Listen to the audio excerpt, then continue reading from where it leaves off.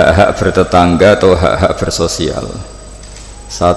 Ada satu orang yang punya 3 hak, yaitu dia seorang muslim, berarti saudara seagama, dia kerabat Anda, berarti saudara karena kerabat, unsur genetik, 3 karena dekat. Sehingga tetangga yang seperti ini punya 3 hak, yaitu hak satu agama, satu kerabat, dan satu komunitas.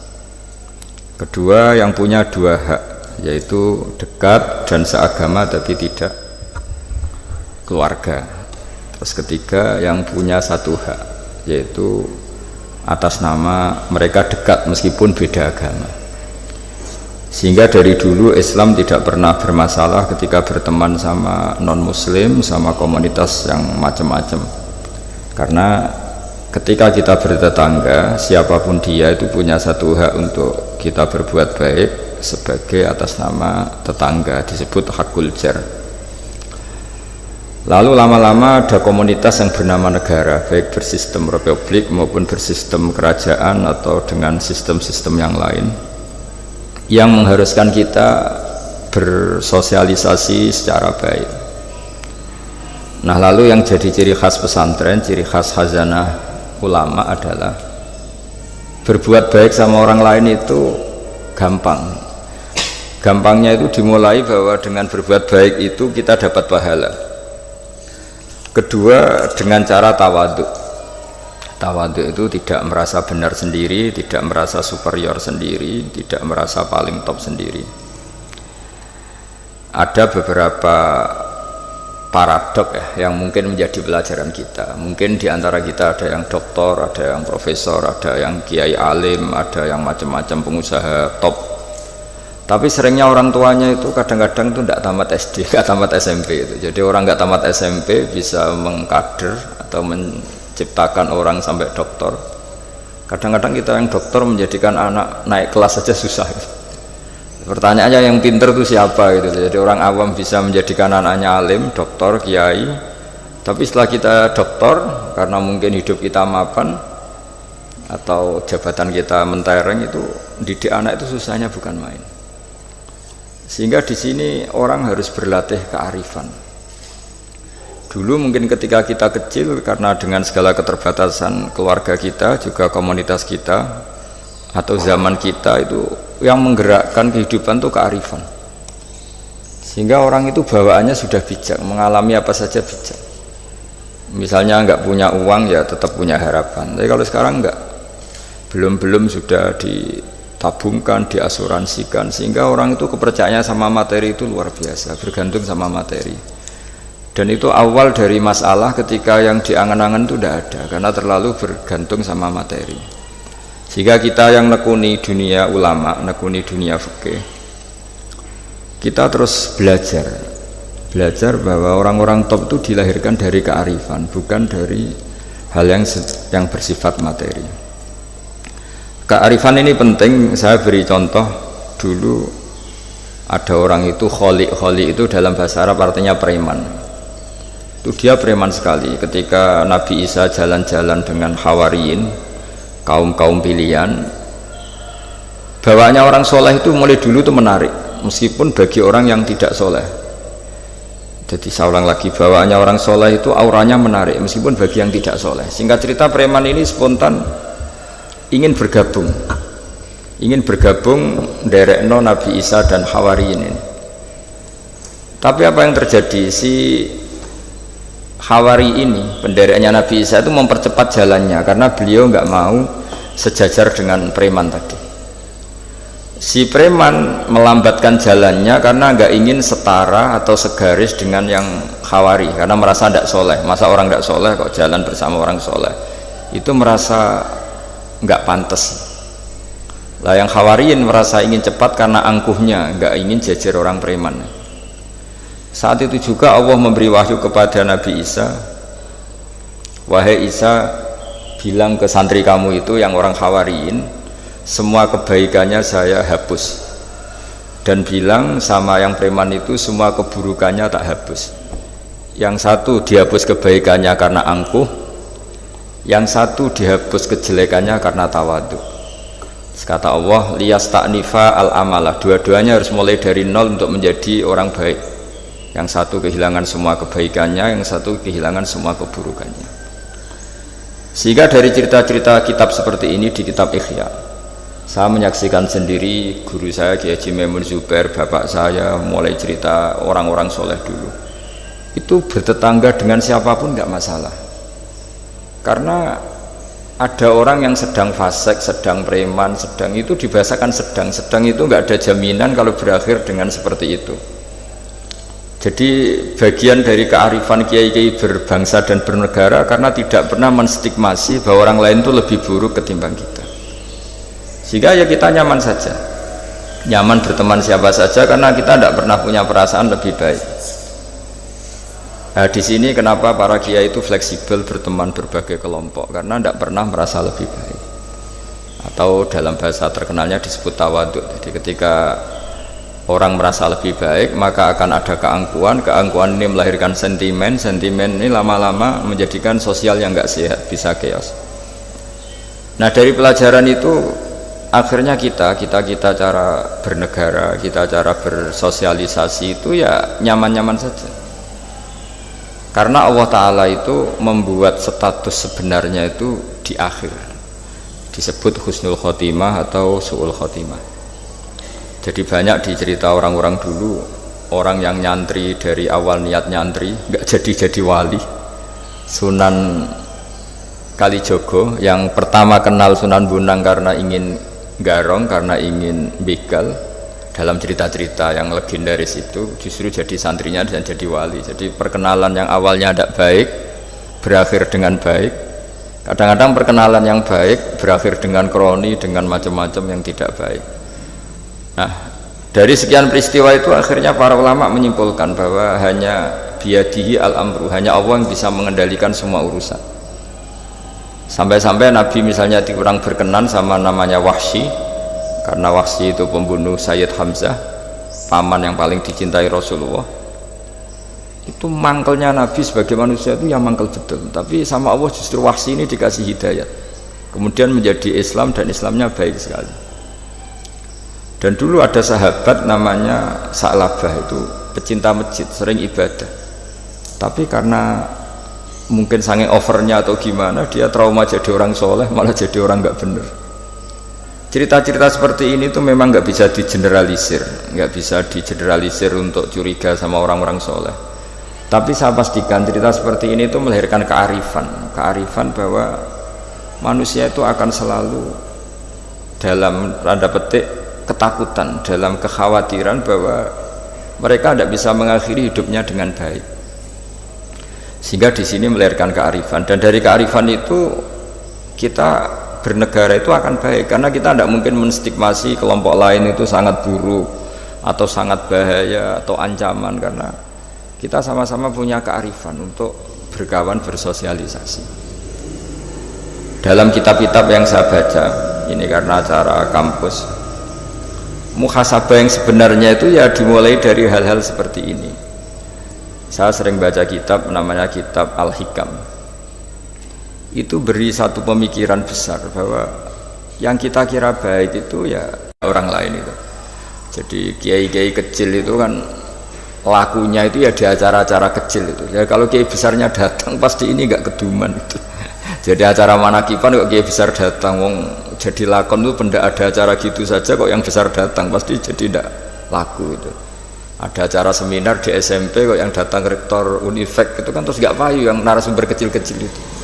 Jadi dibalik datang yang niatnya merakyat justru menutup atau memahjubkan orang-orang yang harusnya jadi aktor di situ. Itu kan ibarat kita bikin toko besar di daerah-daerah tertinggal, niatnya baik supaya daerah itu maju, kebutuhannya terpenuhi. Tapi ini yang retail-retail kecil menjadi terancam. Nah, di sini terus ada kearifan dalam kitab Hikam yang dijelaskan itu. Manusia itu siapa? Manusia itu orang yang saat baik saja itu ada jeleknya, apalagi saat jelek. Dulu bapak saya sering guyon itu, kalau ada imam masjid istiqomah jadi imam terus sampai tua jadi imam tuh kan seringnya dipuji istiqomah. Tapi kata bapak saya itu Ya gara-gara dia istiqomah itu tidak ada kader, sampai orang lain frustasi jadi imam gitu. Jadi di balik istiqomahnya ini sebetulnya memahjubkan sekian kader imam gitu. Karena terus orang lain jadi imam nggak berani gitu. Dan akhirnya nggak ada kaderisasi. Tapi misalnya dia pelin-pelan juga tidak baik. Masa imam kok pelin-pelan kadang hadir kadang enggak. Orang yang terlalu mencintai istri juga gitu. Kalau terlalu harmonis pasti ibunya terancam, saudara-saudara keluarganya terancam, sehingga hubungan sosialnya dengan keluarganya kurang baik. Begitu juga dengan teman-temannya. Tapi kalau agama menyarankan dengan istri yang mesra juga keliru, masa menyarankan begitu. Tapi kalau terlalu mesra pasti hak-haknya yang lain terganggu. Nah ini yang disebut muhasabah. Muhasabah itu kata kitab hikam, kita harus mengevaluasi bahkan dalam hal-hal yang tadi, yang baik. Termasuk dalam kitab itu dijelaskan bahkan minta surga saja atau minta neraka itu ya kadang-kadang kurang baik. Bukan karena mintanya yang kurang baik begini. Orang soleh, ini cerita orang soleh. Nanti orang-orang yang soleh itu kalau ketemu Allah itu masih digojlok lah, masih agak-agak disalahkan gitu. Kenapa kamu ibadah terus gitu? Gusti karena saya ingin masuk surga gitu. Yang satu ditanya, kenapa kamu ibadah serius? Karena saya takut masuk neraka gitu. Akhirnya Allah ngendikan masyhur itu dalam hadis, laulam akhluk jannatan wala naron alam akun ahlan an uto'a. Lalu andaikan saya tidak bikin surga atau neraka, lalu kamu tidak nyembah saya. Berarti kamu nyembah saya karena saya bikin surga, saya bikin neraka. Andaikan saya tidak bikin surga atau bikin neraka, berarti kamu tidak nyembah saya. Kaget orang soleh ini.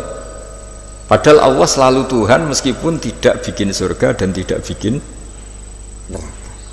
Tapi orang bisa baik itu karena dimotivasi ada surga dan neraka. Tapi andaikan kita menyembah Allah karena surga karena neraka, problemnya lalu kalau Allah tidak bikin surga apa neraka, apa kita terus tidak baik, tidak menyembah Allah. Sehingga kalau di Quran itu ada fattakun nar, tapi ada fattakun ya ulil albab, takutlah kepada saya kalau kamu punya akal. Jadi takutnya bukan kepada tidak masuk surga atau takut masuk neraka, tapi takutnya pada Allah Subhanahu wa ta'ala. Begitu juga hubungan kita dengan istri. Tidak muji istri itu gimana? Kita misalnya ditanya, kenapa kamu mencintai istri kamu? Karena dia cantik, karena dia baik. Sebenarnya kalimat itu bahayanya adalah berarti suatu saat Mas aku naik serayu kira seneng aku. Tapi kebetulan rata-rata istri ini diomongin gitu tuh bangga karena dipuji cantik. Padahal sebenarnya ini masalah. Kalau mencintai karena cantik, suatu saat pasti tidak cantik. Artinya apa? Apapun pilihan kata kita sebenarnya ada banyak masalah. Karena tadi menurut kitab hikam, manusia itu siapa? Orang yang saat baik saja itu ada jeleknya. Kalau kamu mencintai seseorang karena dia baik, berarti suatu saat kalau tidak baik kamu tidak cinta. Bukan karena kemanusiaan. Kalau kamu menyembah Allah karena surga, andaikan Allah tidak bikin surga, berarti kamu tidak menyembah Allah. Padahal enggak, kita menyembah Allah meskipun andaikan Allah tidak bikin surga, tidak bikin apa? Neraka. Nah, evaluasi seperti ini itu dibutuhkan muhasabah, karena kita bernegara sampai sebaik ini itu barokahnya ilmu, barokahnya tawadhu. Tawadhu itu tidak pernah menvonis bahwa kelompok lain atau orang lain itu lebih baik ketimbang kita. Saya punya contoh, saya punya santri banyaklah cerita-cerita seperti ini yang tidak pati alim itu. Barokahnya ndak alim itu hidup di daerah-daerah tertinggal.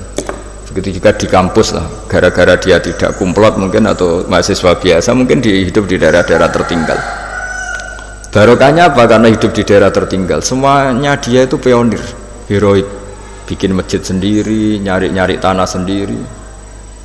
Ya sudah, akhirnya dia pendiri masjid. Begitu juga anak-anak mahasiswa yang di kampung-kampung tertinggal, mungkin dia mengadakan pipanisasi dari gunung atau apalah, bantu masyarakat, yang semuanya dia serba pionir.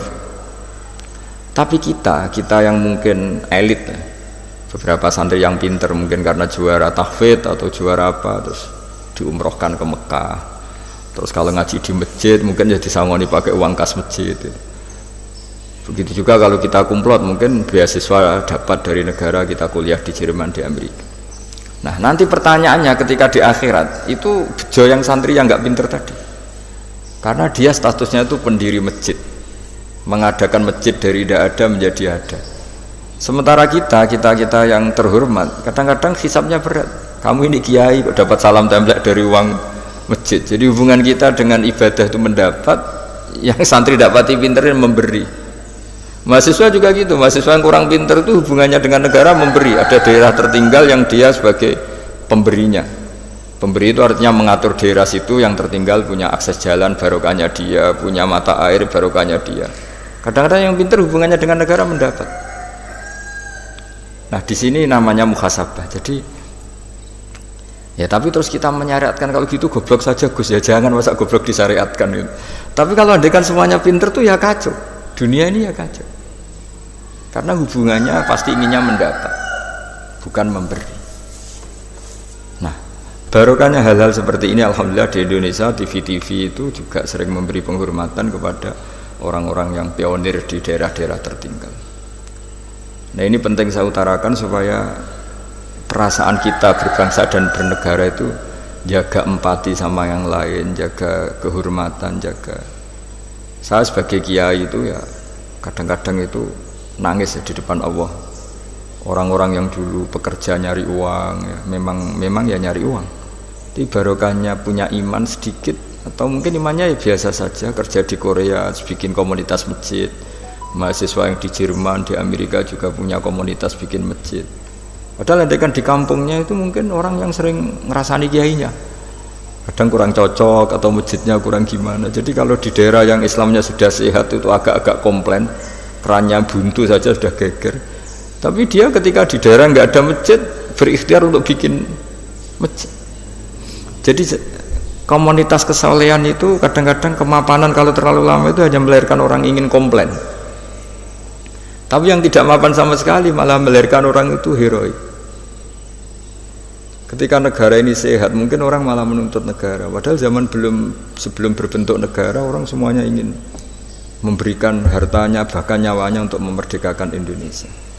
Nah, sehingga pesan saya sama Universitas Veteran bahwa ketika kita mapan pun itu dengan asumsi tidak mapan, sehingga hubungan kita dengan institusi, dengan yayasan, dengan pesantren, dengan yang kita pimpin itu hubungan heroik, bukan hubungan mendapat. Saya termasuk orang yang sering dimintai nasihat-nasihat, banyak rektor, banyak pejabat, juga banyak kawan kiai. Saya itu terobati itu yaitu semuanya kita termasuk setelah mapan itu usahakan hubungan itu hubungan heroik, sehingga inginnya memberi.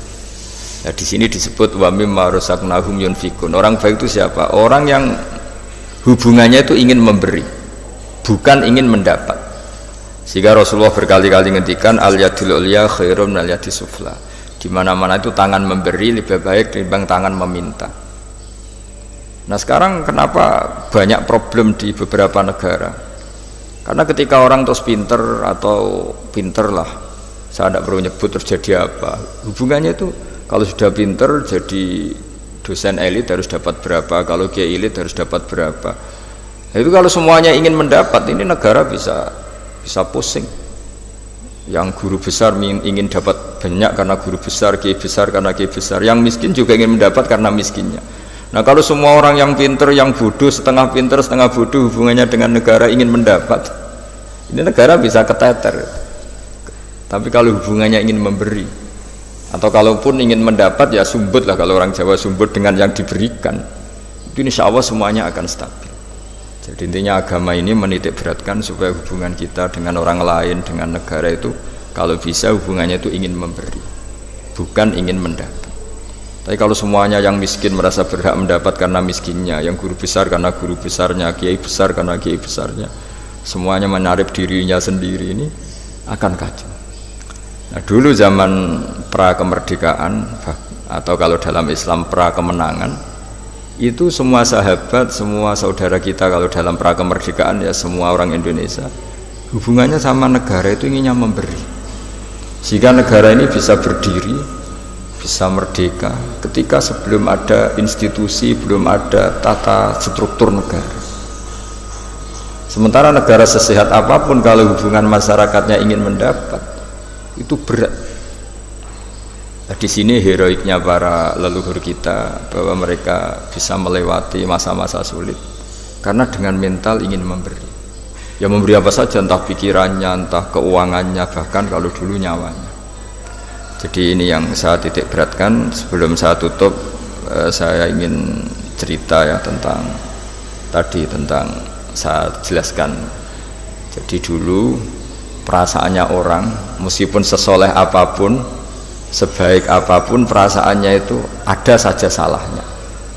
Sehingga kalau dalam makalah paling terkenal yang didawuhkan Rabi'ah Adawiyah itu, wastighfaruna yahtaju ilal istighfar, sudah minta maaf sama Allah saja, sebetulnya dalam minta maaf ini juga butuh istighfar lagi.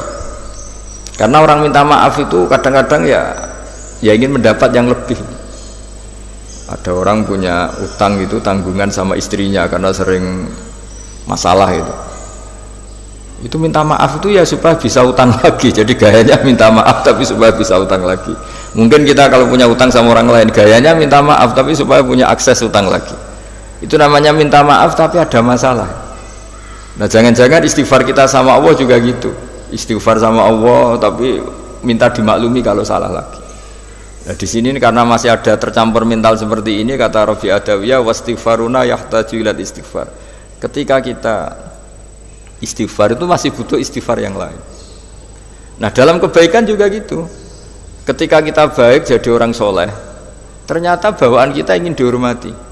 Dulu sebelum kita soleh itu ya kalau di majelis di belakang nggak tersinggung, nggak diperlakukan khusus, nggak tersinggung. Tapi setelah kita soleh, setelah kita kiai, setelah kita dosen, setelah kita rektor, kalau nggak duduk di depan tuh kayak nggak diregani gitu.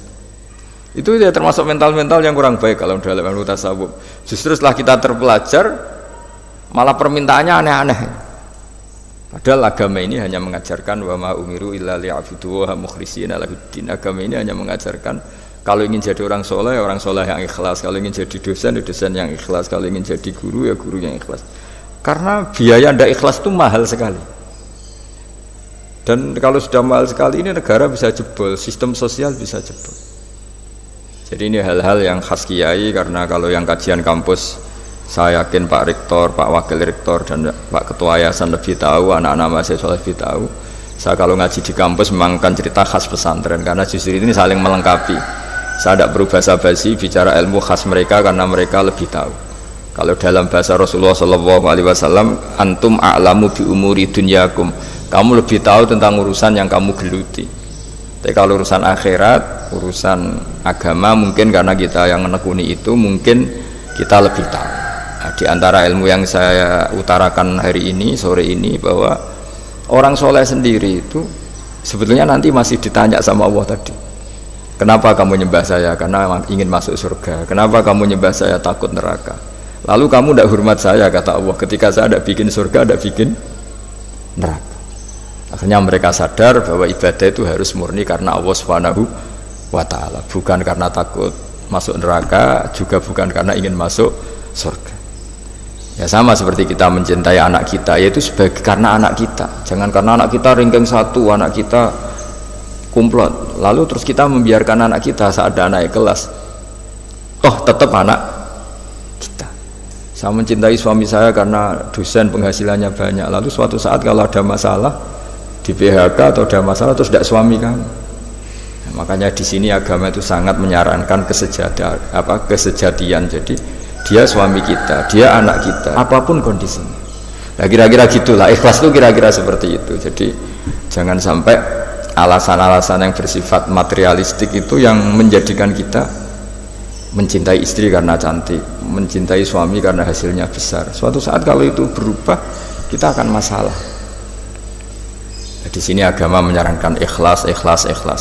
Makanya semua kitab di khazanah kita dimulai bab niat. Bab niat itu begini. Sehingga ada seorang yang tanya, kenapa ahli surga masuk surga selamanya, padahal amalnya paling banter 80 tahun. Tetapi kenapa ahli neraka akhirnya masuk neraka sampai selamanya, padahal kalaupun dia bejat hanya 80 tahun. Itu dijawab oleh ulama-ulama, orang mukmin itu berkomitmen akan iman andikan hidupnya selama-lamanya, sehingga dibalas dengan masuk surga selama-lamanya.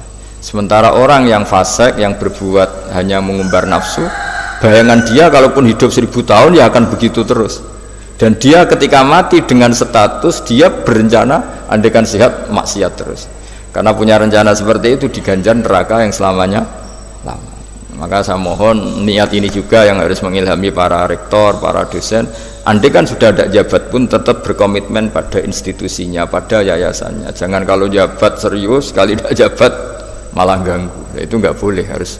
Saya sendiri juga gitu. Saya populer apa enggak, saya keren apa enggak, saya akan berkomitmen tetap mengkhidmati agama ini. Nah, dengan seperti itu berarti sudah biniyatin solihatin, punya niat yang baik. Saya kira demikian karena memang suasananya masih pandemi, tapi ya tetap terima kasih meskipun lewat virtual, tapi saya mohon sekali komitmen ikhlas ini dan tawadhu ini. Karena bernegara itu, kalau negara mungkin jaganya kan lewat tentara, lewat polisi, lewat institusi, lewat aturan-aturan itu semua orang supaya merasa tertib.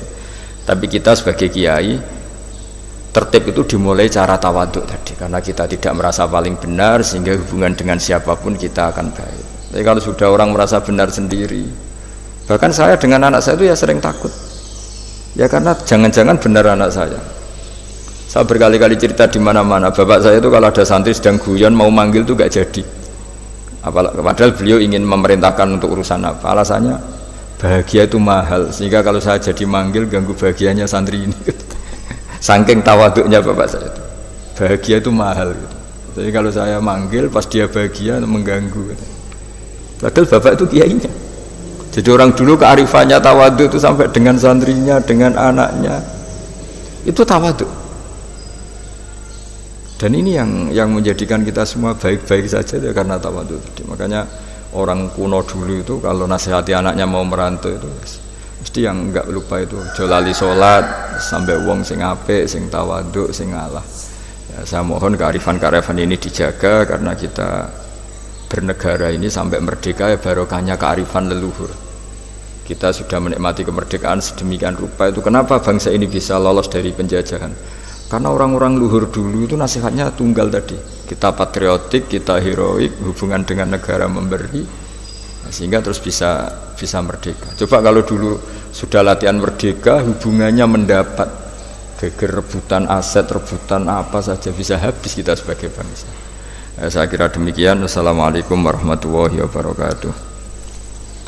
Sini sob, langsung dulu. Halo, apa? Niki ada tanya jawab. Oh iya. Atur kono ke sampun dari sana langsung. Dari sini aja. Mboten pun dari sampun dari ya. Ribet ketua yayasan. Alhamdulillah.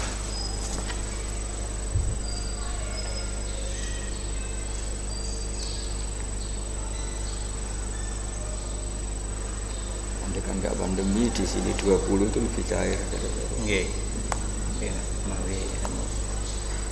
Materi yang sangat menyejukkan hati kita semua pada sore hari ini, yang sangat berharga untuk kita teman-teman sekitar akademika universitas dan khususnya ya begitu lihat rasanya Gus. Jadi yang berada di gedung Al-Azhar ini dan seluruh peserta ya, baik dari mahasiswa maupun dari umum ya, sangat antusias sekali.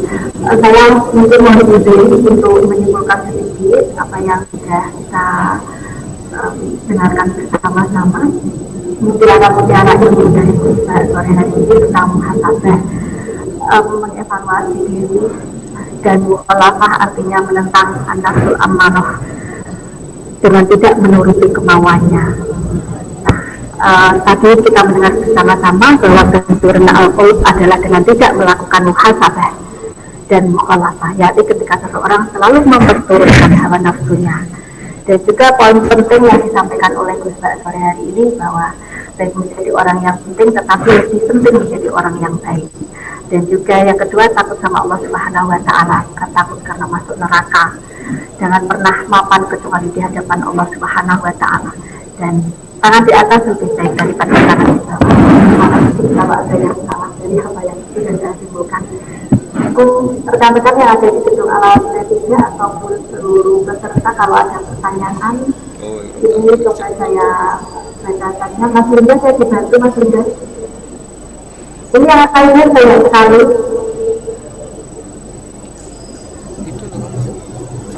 silakan. Saya mau WA. Itu kalau yang dipakai presiden sama menteri kalau virtual bagus.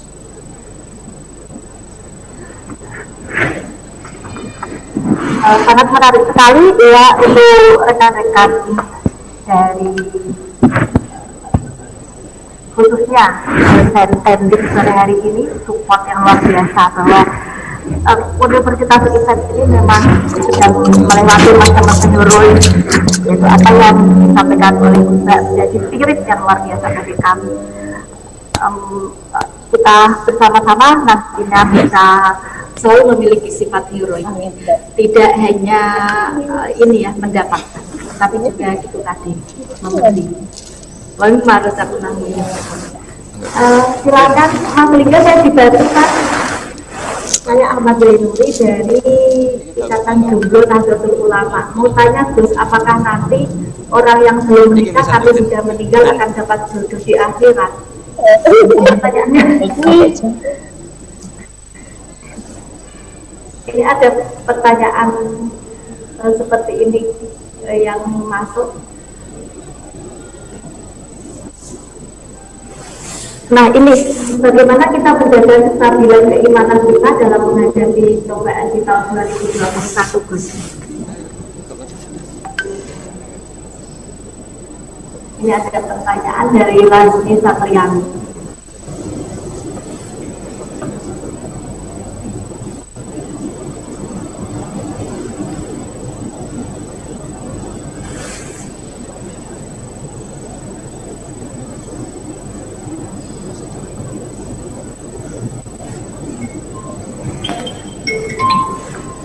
Ya.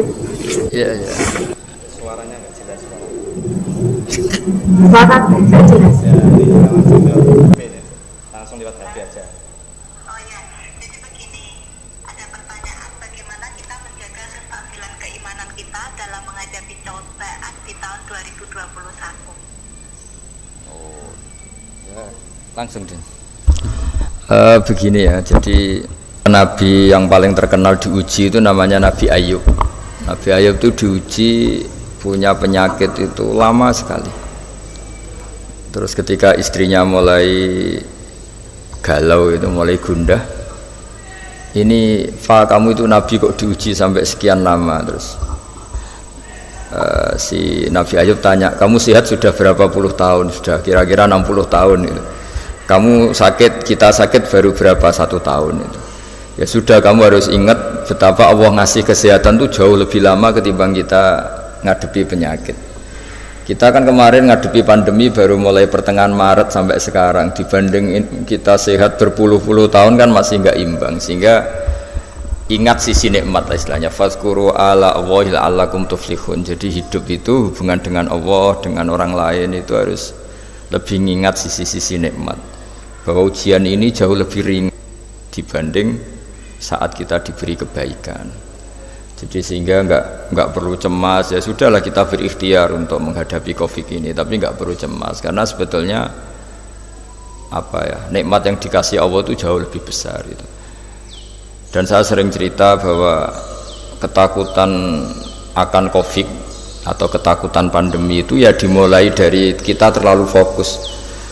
Andai kan kita peneliti geologi atau peneliti alam ini mungkin takutnya likuifaksi, mungkin kalau peneliti sosial takutnya Indonesia itu chaos, mungkin kalau peneliti apa gitu ya, mungkin peneliti udara atau peneliti polusi takutnya itu polusi. Jadi ketakutan akan di antara manusia itu kan memang khasnya itu walanabluwannakum bisyai'im minal khaufi wal ju'. Di antara khasnya manusia itu memang punya rasa takut, dan rasa takut ini sesuai spesialisasi masing-masing. Kalau dokter ya takutnya hal-hal seperti itu, takut COVID, takut pandemi, takut ini itu. Mungkin kalau pakar sosial takutnya kalau Indonesia ini chaos, saling ancam, saling menikam itu. Nanti takutnya orang ekonomi Indonesia ini kalau sampai mengalami kebangkrutan dan sebagainya. Tapi apapun itu kita yakin bahwa mulai dulu ada masalah dan kita selalu bisa melewati dengan baik. Satu ya karena tawakal, dua karena ikhtiar-ikhtiar yang secukupnya untuk menghadapi pandemi ini. Ya kira-kira seperti itulah untuk menghadapi supaya kita imannya tetap stabil, karena hubungan Allah dengan kita jauh lebih banyak memberi nikmat ketimbang ujian-ujian, ada ujian kayak pandemi itu. Dengan demikian sesuai anjuran Allah, fazkuru ala Allah, jadi orang itu disuruh ingat sisi-sisi pemberian Allah, bukan sering ingat sisi-sisi ujian Allah Subhanahu wa taala.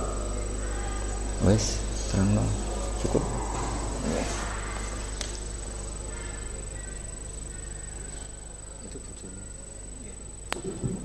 Oke, sudah terjawab dari Gus Baha.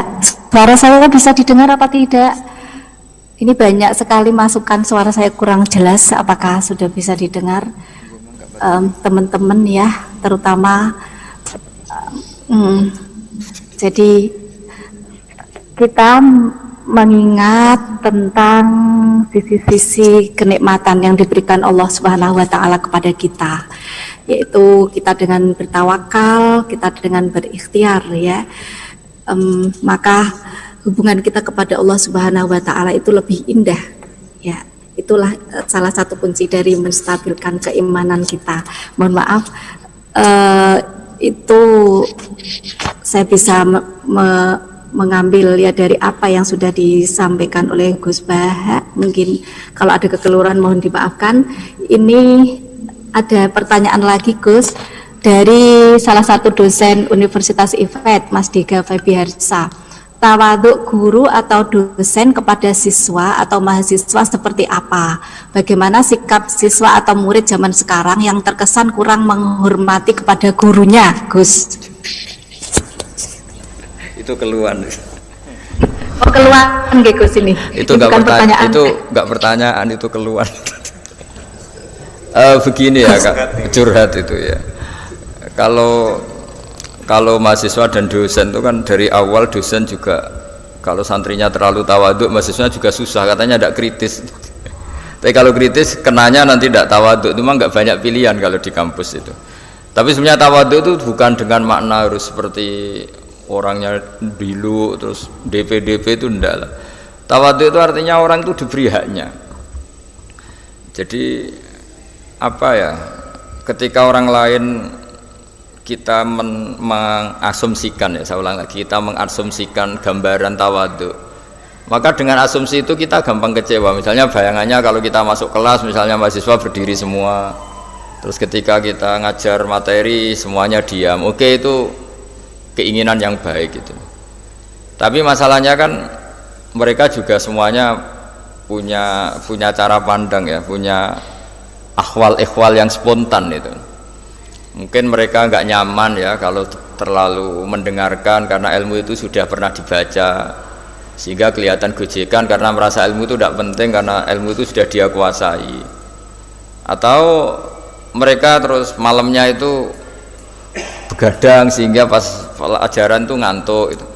Jadi sering sesuatu yang kita anggap nggak tawaduk itu kondisi objektif yang dialami. Atau males karena sebetulnya bukan karena males sama dosennya, baru bokeh kan, nggak punya uang di ATM, terus keluarganya baru broken. Ya itu yang namanya husnudzon. Jadi kita sebagai kiai, sebagai dosen itu sering orang yang kita kira tidak tawaduk itu punya masalah objektif.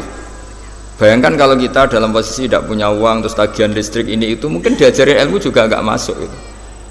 Sehingga dulu kalau ada kurang, saya beri contoh ya. Dulu Nabi kalau khutbah itu semua sahabat diam. Tapi ada yang nggak diam karena terganggu. Terganggunya tuh gini, Nabi ini sering cerita kiamat kok nggak jelas tanggalnya. Kalau cerita ya plus tanggalnya. Sehingga dia tuh ya nggak nyaman itu. Lama-lama dia agak kuat tanya, ya Rasulullah, kalau kiamat itu maha dahsyat, lalu kiamat itu kapan? Semua sahabat menyalahkan dia karena dianggap gak sopan karena memotong khutbah Nabi. Tapi lama-lama Nabi maklumi orang itu memang kalau tersiksa ya memang gak nyaman itu. Ada yang ganjel itu, akhirnya ya tanya itu. Jadi saya mohon dari si dosen sendiri itu ya memaklumi sekian perilaku mahasiswa. Jangan-jangan itu hal objektif saja, ada hubungannya dengan kurang senang sama dosen tadi. Tapi memang murni ada hal yang objektif. Dia galau karena tidak punya uang, dia ngantuk karena malamnya begadang. Memang itu tetap kesalahan ya. Tapi sebetulnya hubungannya itu hal objektif, bukan karena nggak simpati sama dosen. Nah, kadang-kadang dosennya memperkeruh keadaan dengan menuduh kamu tidak suka saya, sehingga pas pelajaran saya begini. Ya itu malah runyam kalau seperti itu. Jadi ya yang happy sajalah, yang husnudzan. Tapi tentu mahasiswa, santri dan semuanya yang lebih muda, di antara aturan Islam memang laisa minna malam yarham shaghirona wa yuwaqqir haqqa kabirina. Di antara ajaran Nabi adalah yang kuat, yang sepuh, yang lebih keren, sayang sama yang di bawahnya. Yang kalah sepuh atau kalah ilmu, hormat sama atasannya. Itu aturan-aturan hukum. Tapi kadang-kadang kan yang terjadi itu sebetulnya bukan ingin melawan sebenarnya, tapi ada kondisi objektif tadi. Ada ya kayak tadi kita ngaji ilmu yang luar biasa, tapi mustami' pendengar ini sedang banyak masalah. Tentu bawaannya itu ya kayak nggak dengerin itu. Tapi bukan karena nggak seneng kita, karena memang mereka punya masalah objektif tadi, mungkin ada tagihan, ada problem. Nah ini disebut di antara kewajiban orang mukmin adalah ayyahmila akhahu ala ahsanil akhwal. Dia membayangkan bahwa yang sikap dia itu sudah sikap terbaik sesuai kondisi yang dihadapi. Jadi intinya lagi-lagi kita sendiri butuh tawadhu untuk tidak menstigmasi bahwa orang itu sentimen dengan kita. Ya, saya kira demikian itu untuk Pak dosen tadi.